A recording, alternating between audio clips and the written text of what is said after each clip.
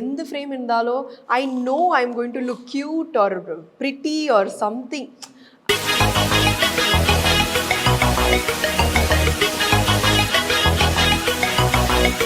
ஃபுல்லாக டீமே மொத்தத்தில் ஒரு ஃபேமிலி மாதிரி ஆல்ரெடி இருந்துச்சு. எல்லாம் சேர்ந்து ஒரே இதில் கிடைக்கும்போது டெஃபினெட்லி ஹாப்பி. பிளெஸ்ஸிங்கான ஃபஸ்ட்டு சார் சொன்ன மாதிரி அந்த ஃப்ரேமே ஒரு கதை பேசுறது.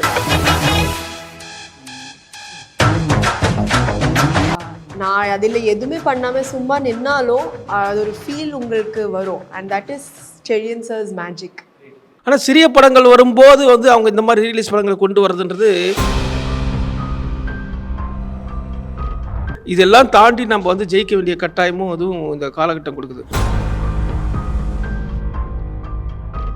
படம் எதுக்கு நம்ம தயாரிக்கணும் புது படம்? அப்போ ரீலீஸ் பண்ணுறாங்களே, ரிலீஸ் பண்ணிட்டு போயிருக்கலாம்ல. இப்போது புதிய அறிமுகம் ஆச்சி ஹோட்டல் சாம்பார் 50 கிராம் ரூபாய் 20 மட்டுமே. ஐஸ்வர்யா கருத்தரித்தல் மையங்களில் ஜனவரி 30 முதல் பிப்ரவரி 5 வரை இலவச ஆலோசனை மற்றும் சிகிச்சைகளில் மாபெரும் சிறப்பு சலுகை. வணக்கம், எல்லாருக்கும் எப்படி இருக்கீங்க? ரொம்ப நல்லா இருக்கேன். ரொம்ப சந்தோஷமா இருக்கு. மயிலாஞ்சி படம் February 13th ரிலீஸ் ஆகுது. ரொம்ப சந்தோஷமா இருக்கு. அண்ட் படத்தை பற்றி நிறைய விஷயங்கள் பேச போகிறேன். ட்ரெய்லர் பார்க்குறப்ப ரொம்ப இன்ட்ரெஸ்டிங்காக இருந்தது. ஒரு ஒரு ஒரு வித்தியாசமான ஒரு லவ்வை வந்து சொல்ல போகிறீங்க அப்படிங்கிறது தெரிஞ்சுது. ஸோ சார், ஃபஸ்ட்டு உங்ககிட்ட இருந்தே வரேன். படத்துடைய இயக்குனர் அண்ட் இந்த படம் இதுதான் உங்களுடைய படமாக இருக்க போகுது, மயிலாஞ்சி இப்படி தான் இருக்க போகுதுன்ற அந்த டிசைன் அண்ட் இந்த படம் உருவான அந்த ப்ராசஸ் பற்றி சார். நான் டைரக்ஷன் தான் வந்து நான் ஆக்சுவலாக வந்து எனக்கு அது தள்ளி போயிட்டே இருந்துச்சு. அது தொடர்ந்து வேலைகளும் இருந்ததால் என்னால் வந்து அதில் கவனம் செலுத்த முடியல.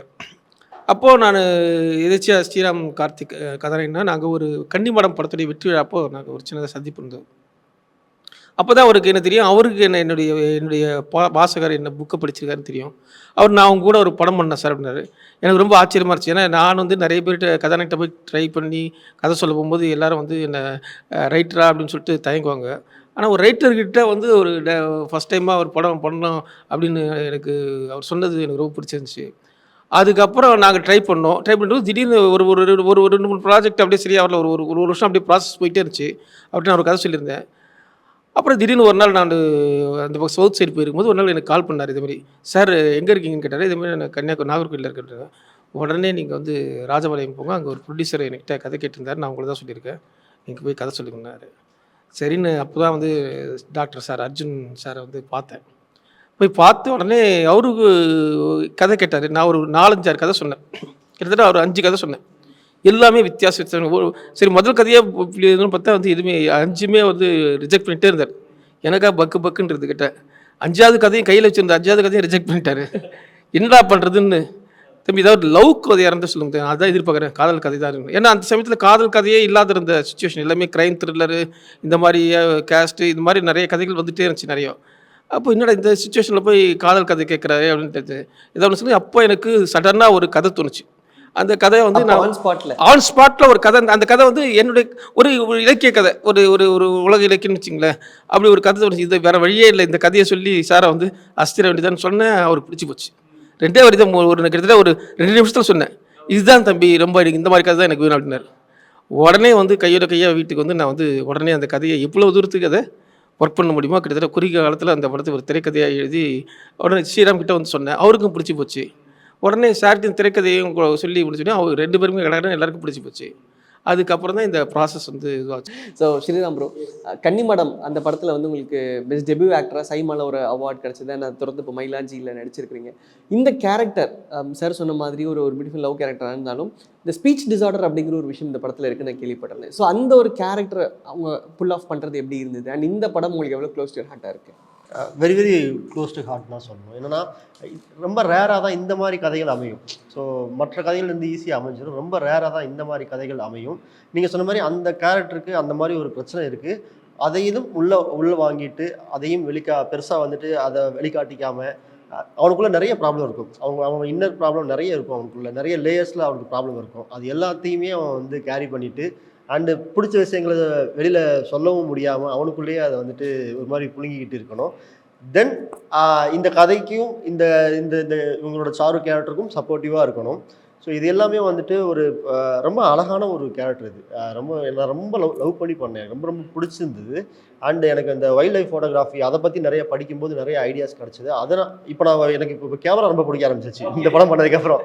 ஸோ எங்கள் கேமரா பார்த்தாலே எனக்கு வந்துட்டு அதை அப்படியே கொஞ்சம் நேரம் பார்க்குற மாதிரி எனக்கு ஆயிடுச்சு. ஸோ நான் ஓரளவுக்கு நல்லாவே ஃபோட்டோஸ்லாம் எடுப்பேன்.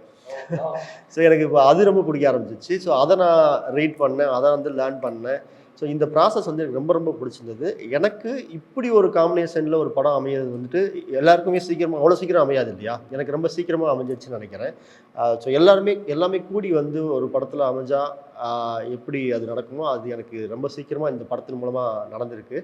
ரொம்ப ரொம்ப க்ளோஸ் டு ஹார்ட் எனக்கு இந்த படம். கிருஷா, உங்களுக்கு எப்படி இருந்தது இந்த படத்தில் ஒர்க் பண்ண எக்ஸ்பீரியன்ஸ்? அண்ட் ஓவராலாக உங்களுடைய கேரக்டருமே ரொம்ப ஒரு மாதிரி அழகாக சார் வந்து செட் பண்ணியிருந்தாரு. உங்களுக்கு எப்படி இருந்தது? ஃபர்ஸ்ட் ஆஃப் ஆல் டீம் சூப்பரான team. Like Ajayan sir, Chezhiyan sir, Ilaiyaraaja சாரோட மியூசிக், ஸ்ரீராம் கார்த்திக் கூட என்னோட செகண்ட் படம் யுத்த காண்டத்துக்கு அப்புறம். ஸோ ஃபுல்லாக டீமே மொத்தத்தில் ஒரு ஃபேமிலி மாதிரி ஆல்ரெடி இருந்துச்சு. அண்ட் கேரக்டர் பற்றி சொன்னோம்னா ஒரு டிஃப்ரெண்ட்டான கேரக்டர். ஒரு ஊரில் இருக்கிற ஒரு பொண்ணு, அந்த பப்ளியாக இன்னோசென்ட்டாக ஒரு டிஃப்ரெண்ட் மைண்ட் செட் இருக்கிற கேரக்டர். ஸோ இதெல்லாம் சேர்ந்து ஒரே இதில் கிடைக்கும்போது டெஃபினெட்லி ஹாப்பி, பிளெஸ்ஸிங்கான first more then everything else. So how did I feel? டெஃபினட்டாக ஆன் cloud 9 பிகாஸ் நம்ம லொக்கேஷனில் இருக்கும்போது ஷார்ட்ஸ் பண்ணும்போது ஹாப்பியாக இருந்தேன். ஆனால் லைக் ஃபேமிலி செட்டப்பாக இருக்கிறதுனால இட் வாஸ் ஈஸி டு இது சரியில்லை அல்ல இதை பெட்டராக எப்படி நம்ம பண்ணிகிட்டே இருக்கணும் அது ஒரு கன்வே பண்ணுறதுக்கு ஈஸியாக இருந்துச்சு. சார் சொல்கிற டைரெக்ஷன் லைக் டக்குன்னு ஒவ்வொரு விஷயம் நம்ம கரெக்ட் பண்ணுறதுக்கு ஈஸியாக இருந்துச்சு. கேமரா ஒர்க்கு அமேசிங்காக இருந்துச்சு. So it was a feel. எவ்வளோ ஃபீல் குட் படத்தில் இருக்குது அவ்வளோ ஃபீல் குட் பேக் ஆஃப் கேமராவும் இருந்துச்சு. ஏன்னா கண்டிப்பாக கேமரா பற்றி நீங்கள் பேசுகிறப்போ செலியன் சாருடைய சினிமோட்டோகிராஃபி அண்ட் அவருடைய படங்கள் கல்லூரி, பரதேசி, ஜோக்கர், ஸோ இந்த மாதிரி எல்லாமே அவருடைய படங்களில் வந்து டாப் நாச் ஃபிலிம்ஸ். ஸோ அவர் உங்களுக்கு ஃப்ரேம் வைக்கிறப்போ when you see this monitor and அந்த சில விஷயங்கள் பார்க்குறப்போ how you felt? Mind blowing. Like நம்ம எதிர்பார்க்கல. ஒரு ஃப்ரேம் வைக்கும்போது the place is first of all beautiful, you can't see that, but அதில் வந்து இந்த 10 times இனியும் பியூட்டிஃபுல்லாக இருக்கிற மாதிரி எந்த ஃப்ரேம் இருந்தாலும் I know I am going to look cute or pretty or something. ஒரு ஃப்ரேமை எவ்வளோ அழகாக இனியும் பண்ண முடியும். சார் சொன்ன மாதிரி அந்த ஃப்ரேமே ஒரு கதை பேசுறது.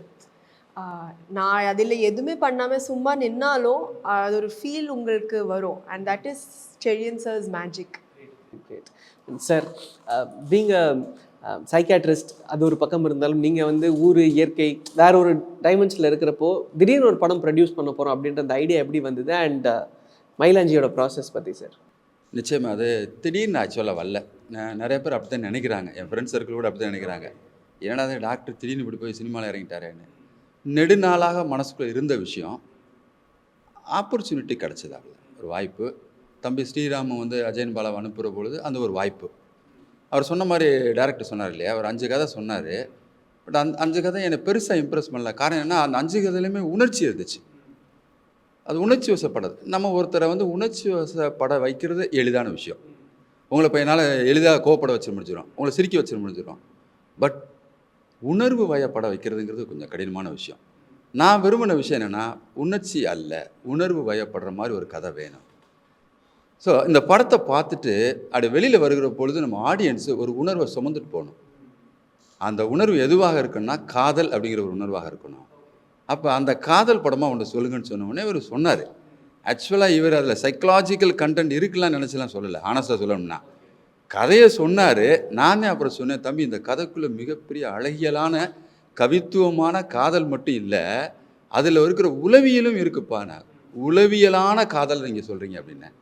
அது என்ன டாக்டர் நீங்கள் பெரிய உளவியலான காதலாம் எதை சொல்ல வரீங்கன்னு. எஸ், இட்ஸ் தேர். இப்போ என்னென்னா ஒரு காதல் எல்லாரும் பார்த்தோன்னே காதல் வந்துடுது. ஐ லைக் பார்த்தோன்னே எப்படி காதல் வரும்? உங்கள் உணர்வு எனக்கு எப்படி தெரியும்? நான் பார்த்தோன்னே உங்களை எனக்கு பிடிக்கும், நீங்கள் அழகாக இருக்கீங்க, உங்கள் தோற்றம் எனக்கு கவர்ந்துருக்கும். பட் எல்லாருக்குமே உடனடியாக காதல் வராது. என்னை பிடிச்சிருக்கு, பழகுறோம், அப்போ அன்பாக பழகுறோம், செகண்ட் ஸ்டேஜுக்கு போகிறோம். அன்புலையும் எனக்கு பிடிச்சிருக்கியா வர, அப்புறம் அதை நட்பாக மாற்றுறோம். நட்புலையும் எனக்கு ரொம்ப அழகாக ஷேர் பண்ணிக்கிறேன், வைக்கிறான், சூப்பையா இதெல்லாம். அப்புறம் இவரே பார்ட்னராக கிடச்சா எப்படி இருக்கும்? அந்த பார்ட்னராக கிடச்சா எப்படி இருக்குங்கிற ஸ்டேஜ் வருகிற பொழுது தான் நமக்குள்ளே என்ன வருது, காதலுங்கிறது அப்படியே கடத்துகிறது ஒரு உணர்வை.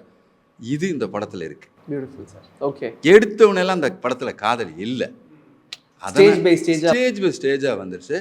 அதை ரொம்ப பிடிச்ச விஷயம் என்னென்னா, வெறும் காதலுங்கிறது காதலோடு மட்டுமே இல்லாமல் வாழ்வியலோடு இருக்கும் பொழுது இந்த மனதுக்கான பங்களிப்பை இந்த கதை என்ன கொடுக்குதுன்னு பார்த்தேன். மயிலாஞ்சி கொடுத்துருக்குங்க. இந்த படத்தில் டெக்னிக்கல் க்ரூ பார்க்குறப்ப எல்லாருமே பெரிய நபர்கள். டிஓபியிலேருந்து இசையமைப்பாளர் இளையராஜா சார்லேருந்து editor Sreekar Prasad and art direction, இந்த மாதிரி எல்லாருமே பெரிய ஒரு குரூவாக இருக்கிறாங்க. எனக்கு தெரிஞ்சு நீங்கள் செலியன் சாருக்கு ஒரு 25 வருஷத்துக்கு முன்னாடி அட்வான்ஸ் கொடுத்து வச்சிங்கன்னு நான் கேள்விப்பட்டேன் சார் இந்த படத்துக்கு. இது வந்து ஒரு லைஃப்பில் ஒரு மூமெண்ட்டு, சில மூமெண்ட் வந்து நம்ம அது நடக்கும்போது அதனுடைய வேல்யூ என்னன்னு தெரியுது. ஆனால் அது ஃப்யூச்சரில் வந்து பார்த்திங்கன்னா அது ஒரு பிரம்மாண்டம் இருக்கும். திரைக்கதை மாதிரி தான். நான் வந்து 20 வருஷத்துக்கு முன்னாடி நானும் நான் வந்து நான் அசிஸ்டன்ட் டைரக்டராக இருக்கும்போது, அவர் வந்து அசிஸ்டன்ட் டிஓபியாக இருக்கும்போது நாங்கள் அடிக்கடி அறிமுதி அலுவலகத்தில் சந்திப்போம். அப்போ அறிமுதி இப்போ நான் ஃபியூச்சரில் இப்படி பண்ணும் அப்படி பண்ணுன்னு சொல்லிட்டு 2 பேரும் அப்போ முத்துக்குமார் எல்லோரும் நாங்கள் எல்லாம் அசம்பிள் ஆவாங்க அபிபுல்லா சாலையில். அது ஃபேமஸான ஸ்பாட், எல்லாருக்கும் தெரியும். பல கலைஞர்கள் உருவாக்கின இடம் அறிமுதிலாம். அங்கே நாங்கள் பேசிகிட்டு இருக்கும்போது அங்கே நிறைய சுற்றுவோம் வெளியே, பல இடங்களுக்கு நிறைய ஷோஸுக்கு, நிறைய எக்ஸிபிஷன், பெயிண்டிங் எக்ஸிபிஷன் போவோம். நிறைய இடம் 2 பேருக்கு ரசனை ஒன்றா இருந்தது. நிறைய இலக்கிய கூட்டங்கள் அதெல்லாம் போவோம். அப்படி போகும்போது நான் ஒரு நாள் அவருக்கு ஒரு கதை சொன்னேன். அந்த கதை பிடிச்சி போய் அவர் டக்குன்னு எனக்கு இந்த கதையை நான் இப்போ படம்னாலும் ₹1 தான் உனக்கு அட்வான்ஸ் இப்பயே கொடுத்துறேன்னு சொல்லிட்டு அட்வான்ஸ் கொடுத்தேன். அப்படி இது நடந்து அது நேச்சராக இருந்துச்சு. இது நடந்து ஒரு 3 மாதம் கழித்து அவர் வந்து ஒரு ஷார்ட் ஃபிலிம் வந்து எடுத்து எனக்கு ஸ்க்ரீன் பண்ணாங்க. அலையன்ஸ் ஃப்ரான்சிஸில் ஸ்க்ரீன் பண்ணார். அந்த ஷார்ட் ஃபிலிம் போனோடனே ஃபோட்டோகிராஃபி பார்த்தா பிரமாதமாக இருந்துச்சு. அப்போ என்னுடைய நண்பனுங்கிட்ட அப்புறம் சரி நான் வந்து கூப்பிட்டு வந்து உடனே இமீடியட்டாக வந்து என் கையில் இருந்த பார்சல் வந்து ஒரு ₹1 எடுத்து கொடுத்து, நான் எப்போ படம் பண்ணாலும் நீ தான் எனக்கு சினிமாட்டோகிராஃபி அப்படின்னு சொன்னேன். அப்படின்னு அப்புறம் அவரும் வாங்கிட்டேன். அப்படி இப்போ இந்த ₹1 2 பேர் கையிலையும் ட்ரான்ஸ்ஃபர் ஆகி ஒரு 3 மாதம் இடைவெளியில் 2 பேர் கையிலையும் மாறிட்டு இதுக்கப்புறம் டைம்ஸ் அதுக்கப்புறம் அவர் வேறு எங்கேயோ போயிட்டார். அது ₹1 அதுக்கப்புறம் வந்து அவர் வந்து பரதேசி நிறைய படங்கள் தென்மேற்கு பருவ காற்று ஆரம்பித்து தொடர்ந்து ஜோக்கர்னு எல்லாமே பெரிய பெரிய ஸ்கிக்ஸராக அடிச்சிட்டு இருந்தார். அப்புறம் கடைசியாக டூலெட்டுன்ற படத்தை கூட அவர் டைரக்டராகவும் ஆகி பெரிய வெற்றிக்கு போயிட்டார். இப்போ நான் வந்து ரைட்டர், என்னுடைய பயணம் வந்து மகாராஷ்டிரத்துலேருந்து ஆரம்பித்து நான் ஏ விஜய் சாரோட எல்லா படங்களும் ரைட்டராகவும் மனிதன் சென்னையில் வரேன். நான் ஒரு ரைட்டராக வந்து ஒரு எலிவேட் ஆகி நான் books writing, film writing, dialogue writing அப்படின்னு வந்துட்டேன். இப்போ 2 பேரும் 2 எட்ஜில் சினிமாட்டோகிராஃபி, அவரும் நான் டைரக்டர். இப்போ எனக்கு ஒரு வாய்ப்பு வருது. இப்போ ஸ்ரீராம் சார் நான் சொன்ன கதை மூலமாக படம் வருது. படம் வந்தோடனே நாங்கள் 2வது நாளே நாங்கள் ஒரு அனௌன்ஸ் பண்ணுறோம். பப்ளிக்கில் உடனே இமீடியட்டாக ஸ்டார்ட் பண்ணலாம்னு சொல்லிட்டு அனௌன்ஸ் பண்ணோடனே எனக்கு ஒரு கால் வருது. ஃபஸ்ட்டு காலே வந்து செடியன்கிட்ட இருந்து, நண்பா அந்த ₹1 உயிர் இருக்கா, அந்த உயிர் இருக்கான்னு அவர் கேட்ட கேள்வி உடனே வந்து அதுதான் இவ்வளோ தூரத்துக்கு கொண்டு வந்து நிறுத்திருக்கு இந்த படம். நான் வந்து என்னென்னா ஒரு பெரிய கேமராமேனாக இருக்குது அப்படி, அதனால் வந்து இந்த சம்பளம் வருமானு பண்ணேன். எங்களுக்கு நாங்கள் இந்த படத்தை வந்து இப்படி தான் நாங்கள் இவ்வளோ பட்ஜெட்டுக்குள்ளே தான் பண்ணலான்னு. பரவாயில்ல, நீ நினச்சேன்னா கண்டிப்பாக நான் வர்றேன், எனக்காக நீ வந்து எதாவது கொஞ்சம் செய்ய முடியுமான்னாரு. கண்டிப்பாக வந்து 2 பேரும் பேசி அவரும் இந்த பட்ஜெட்டுக்கு ஒத்துக்கிட்டார். வந்து சில விஷயங்கள் நானும் தயாரிப்பிட்ட பேசி யார்கிட்டையும் பேசி படுத்துவேன். அவர் வந்தது அவர் மட்டும் வரல, அவர் என்ன சொன்ன நானே உனக்கு எல்லாரும் டிசைன் பண்ணி தரேன்னு சொல்லிட்டு ஸ்ரீகர் பிரசாத் வேல்யூபிளான ஒரு எடிட்டர், இன்றைக்கி 7 தேசிய விருது வாங்கினார், அவரை கூப்பிட்டு வந்தார். அதுதான் எனக்கு பெரிய ஆச்சரியம். அவர்கிட்ட நான் கதை சொன்னால் அவர் கதையும் அவர் ரொம்ப பிடிச்சி போச்சு, அவரும் ஒத்துக்கிட்டார். அதுக்கப்புறம் இளையராஜா சார் வந்து அவரே தான் கூப்பிட்டு போய் இளையராஜா சார் அறிமுகப்படுத்தினார். இளையராஜா சார் கதைக்கு போனோன்னே அவரும் கதை பிடிச்சி போச்சு. அவர் வந்து இப்படி தான் அவங்க 3 பேர் வந்தாங்க. அதுவும் ஆர்ட் டைரக்டர் இளையராஜா வந்து விஸ்வரூபம் படத்துக்கு தேசிய விருது வாங்கினார். அவர் வந்து எனக்கு ரொம்ப அவர் ஸ்டூடெண்ட்டாக இருக்கும்போது நான் இந்த மாதிரி இந்த ஆர்ட் எக்ஸிபிஷன் ஆர்டிஸ்டிங் கூட சுற்றிட்டு இருக்கல, அப்போ எனக்கு ஒரு இதில் பழக்கம். ஒரு நைட் நாங்கள் அவன் ஸ்டூடெண்ட்டாக இருக்கும்போது பழக்கம். திடீர்னு நான் அவனுக்கு ஃபோன் பண்ண பல வருஷம் கழிச்சு ஃபோன் பண்ணுறான். இந்த அனௌன்ஸ் பண்ணுறது, அண்ணா வந்து படம் பண்ணுறீங்க, ஆர்ட் டைரக்டர் யாருன்னு. இப்போ நீ பெரிய ஆர்ட் டைரக்டர் விஸ்வரூபம் மாதிரி கமலுக்கெல்லாம் பண்ணுற, உங்களுக்காக நான் வரேன், நீங்கள் எதுவே எனக்கு நீங்கள் படத்தை சில மட்டும் பாருங்கள், நான் வந்து வரேன். இருந்தாலும் அவருக்குன்னு ஒரு சம்பளத்தை நம்ம தயாரிப்பிட்ட பேசி வாங்கி கொடுத்து இப்படி தான் வந்து எல்லாருமே தேசிய விருது டீமாக வந்தது வந்து எனக்கு ரொம்ப ஆச்சரியம். இதில் நான் மட்டும்தான் வந்து டைரக்டர், நான் மட்டும்தான், மற்ற டெக்னீஷியன்ஸ் எல்லாருமே வந்து ஒரு லெஜெண்ட்ஸ். வெற்றிமாறன் ப்ரெசென்ட் பண்ணுறாரு. ஆமாம், இது அதை தாண்டி வெற்றிமாறன் ப்ரெசென்ட் பண்ணுறது. வெற்றிமாறன் ப்ரெசென்ட் பண்ணுறது ரொம்ப, ஏன்னா நானும் வெற்றிமாறனும் ஃப்ரெண்ட்ஸ்னு எல்லாருக்கும் இண்டஸ்ட்ரிக்கு தெரியும். நாங்கள் 2 பேரும் தான் இந்த பாலமந்திரன் ரன் பண்ணுறோம். வெற்றிமாறன் நானும் ஒரு ரொம்ப க்ளோஸ் டு த மைண்ட். 2 பேருமே நாங்கள் ஒரே டீம், ஒரே ஸ்கூல் ஆஃப் தாட்ஸ்ன்றதால அவர்கிட்ட இது மாதிரி படம் உருவாக்கும் போது நான் சொன்னேன் இது மாதிரி வந்து நம்ம பார்க்கலாம் அப்படின்றது. அப்புறம் கடைசியாக படம் சொல்ல எண்டு வரும்போது எனக்கு வந்து அவர் வந்து நான் ப்ரெசென்ட் பண்ணுறேன் அப்படின்னு சொல்லிட்டு அவராகவே சொல்லி அப்புறம் ப்ரொடியூசர் கொண்டு போய் அறிமுகப்படுத்தினேன். அண்ட் ஸ்ரீராம் ப்ரோ, இனிஷியலி இந்த ப்ராசஸ்க்கு நீங்கள் சார் இன்ட்ரோடியூஸ் பண்ணீங்க, எல்லாமே போயிடுச்சு. அதுக்கப்புறம் இந்த க்ரூ அப்படியே பெருசாக வர எப்படி இருந்தது? லைக் எல்லாருமே லெஜெண்ட்ஸ் இருக்குது இண்டஸ்ட்ரியில் இருக்கிற எல்லாருமே. எஸ், ஆமாம். ஃபஸ்ட்டு வந்துட்டு சார் வந்துட்டு கதையை ஓகே பண்ணதுக்கப்புறம் அண்டு செடியன் சார் உள்ளே வந்தாங்க. செழியன் சார் வந்ததுக்கப்புறம் செழியன் சார் வந்துட்டு ஸ்ரீகர் பிரசாத் சார்ட்ட நான் பேசுகிறேன் அப்படின்னு சொல்லிட்டு ஸ்ரீகர் சார்ட்ட வந்துட்டு இன்ட்ரோ பண்ணி ஸ்ரீகர் சார் கதை கேட்டார். அவருக்கும் பிடிச்சிருந்தது, சாரும் வந்துக்கிட்டு பண்ணாங்க. அதுக்கப்புறம் மியூசிக்காக யாரை போகலான்னா வந்துட்டு செழியன் சாரே வந்துட்டு இளையராஜா சார் போவோம், இந்த கதைக்கு அவர் தான் சரியாக இருப்பார். ஆக்சுவலி உண்மை, இந்த கதைக்கு இளையராஜா சார் மட்டும் தான் சரியாக இருப்பார். ஸோ இளையராஜா சார்ட்ட போனோம். அவர் ஒத்துப்பாரா அப்படின்னு சொல்லி டவுட்டோடு தான் போனோம். அவரும் ஃபுல்லாக ஸ்கிரிப்ட் கேட்டார். அவருக்கும் ரொம்ப பிடிச்சிருந்தது. பிடிச்சிட்டு உடனே ஒரு 3 சாங் உடனே அந்த நெக்ஸ்ட் டேவே கொடுத்தாரு. ஆல்பம் சூப்பராக இருக்கும். 3 சாங்குமே அந்த அன்னைக்கு கேட்ட அன்றைக்கி எங்களுக்கு அவ்வளோ பிடிச்சிருந்தது. ஸோ அவர் சார் வந்தார். அதுக்கப்புறம் லால்குடி இளையராஜா சார் அவர் வந்துட்டு உள்ளே வந்தாங்க. அதுக்கப்புறம் வந்து ஆர்டிஸ்ட் வந்துட்டு சிங்கமணி சார் வந்துட்டு ப்ரொடியூசர் சாருக்கு வந்துட்டு ரிலேட்டிவ், அவர் வந்தார். அப்புறம் முனிஷ்காந்த் அண்ணா, நான் பேசி முனிஷ்காந்த் அண்ணா வந்தாங்க. ஸோ இந்த மாதிரி அப்படியே ஒரு டீம் ஃபார்ம் பண்ணோம். க்ரிஷா உள்ளே வந்தாங்க. ஸோ நல்ல டீம் செட் ஆனாங்க, நல்ல பெரிய டெக்னீஷியன் செட் ஆனாங்க. ஸோ இந்த படத்துக்கு இவங்களாம் தேவை. ஆக்சுவலி இந்த கதையை வந்துட்டு அப்படியே பவுண்டடில் இருக்கிறது அப்படியே வரணும்னா இவங்களாம் நிச்சயமாக வேணும். அது யாரெல்லாம் வேணுமோ இந்த கதையை அவங்களை தேர்ந்தெடுத்து வச்சு தான் சொல்லணும் உண்மையாகவே. சரி, அவங்களும் இந்த கதையை ஒத்துக்கிட்டு வந்தது வந்து பெரிய விஷயம். ஸோ இந்த கதையை நம்பி நாங்கள் எல்லாருமே வந்துட்டோம். இப்போது உங்கள் ஆடியன்ஸை நம்பி நாங்கள் ஸ்க்ரீனுக்கு வரோம். ஸோ இந்த கதையை நம்பி எல்லாருமே நாங்கள் வந்துட்டு ஒர்க் பண்ணியிருக்கோம். இப்போது ஆடியன்ஸை நம்பி தான் வந்துட்டு ஸ்க்ரீனுக்கு வரோம். ஸோ ஆடியன்ஸும் சப்போர்ட் பண்ணுவாங்கன்னு நாங்கள் பெருசாக நம்புகிறோம். அண்ட் இந்த டேட் ரொம்ப பெக்குலரான ஒரு டேட்டாக இருந்துச்சு. இன்னொன்று, இப்போ தமிழ் சினிமாவில் வந்து நிறைய திரைப்படங்கள் வந்தாலும் சைமல்டேனியஸாக ரீரிலீஸ் படங்களுமே வந்துட்டு இன்றைக்கி அதிகமான ஆக்குபென்சியை வந்து எடுத்துகிட்டு இருக்காங்க. அதுலேயுமே இப்போ உங்களுடைய டேட்டில் மௌனம் பேசிதே, மின்னலே அண்ட் காதலர் தினம் நெக்ஸ்ட் டே. ஸோ அப்படின்றப்ப அது எப்படி பார்க்குறீங்க சார், ரீரிலீசஸ் வித் நியூ ரிலீசஸ்? ஆமாம், இது வந்து இந்த காலகட்டத்தோட விளைவு நினைக்கிறேன். இது இவங்க இன்னைக்கு மட்டும் இது நடக்கல. இது இதுக்கு முன்னாடியே இது மாதிரி வந்து ரீரிலீஸ் பண்ண வந்து அது ரொம்ப பாதிக்குது எங்களுடைய இன்றைய இது புதுசாக வர தயாரிப்பாளர்கள். சின்ன படங்கள் வரும்போது அவங்களும் வர்றது, ஏன்னா பெரிய படங்கள்லாம் வரும்போது எங்களால் சின்ன படங்கள் வர முடியாது. ஆனால் சிறிய படங்கள் வரும்போது வந்து அவங்க இந்த மாதிரி ரீரிலீஸ் படங்களை கொண்டு வரதுன்றது அது சிறிய படங்களுடைய இருப்பை வந்து ரொம்ப பாதிக்குது. அது உண்மையிலே நேச்சராக வந்து.